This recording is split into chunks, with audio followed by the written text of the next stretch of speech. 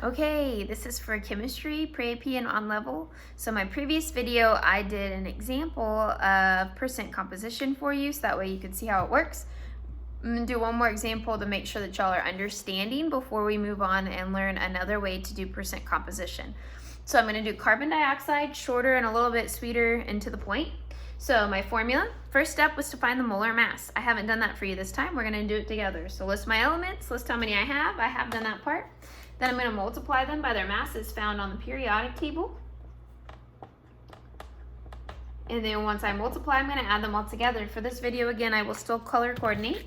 So this one's gonna stay 12.01, and this one's going to be 32.00.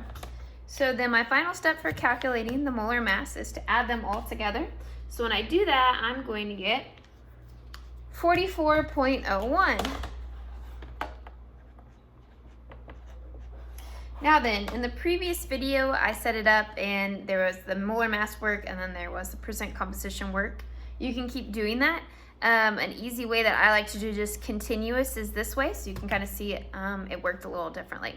So the next step is to take the mass of the element and divide it by the molar mass. Whenever I take the mass of the element, I'd have to rewrite it, but instead it's already right here. So if you set up your work like this, you can actually just take this and do a divide sign right there. Then you're going to take your molar mass, put it right here, and that's going to give you an answer of some type.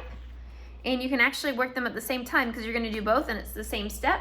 So for this mass, I'm also going to divide it by the same thing, the molar mass, because it's the exact same problem. It's the same steps for both elements. So then I can plug it into my calculator. And after I do the division, my next step is to multiply by 100. So for the top one, for carbon, I'm getting it to equal 0.2729. 2729. And then for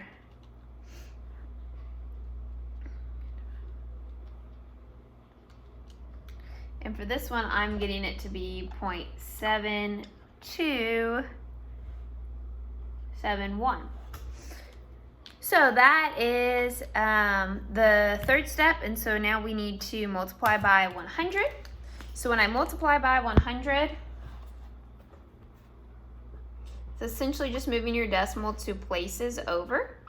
So when I do that, this one becomes 27.29%, and this one becomes 72.71%. So essentially the answer is, this is 27.29% carbon, and it is 72.71% oxygen. And our check for this is, does it add up to 100? And this in fact does add up to 100. When I plug this in, I'm going to get out exactly 100. So this is your work right here. This is how you calculate molar mass, or calculate percent composition using a chemical formula. So hopefully, if the first video was kind of making sense, this video helps solidify the steps and the order and how to do it.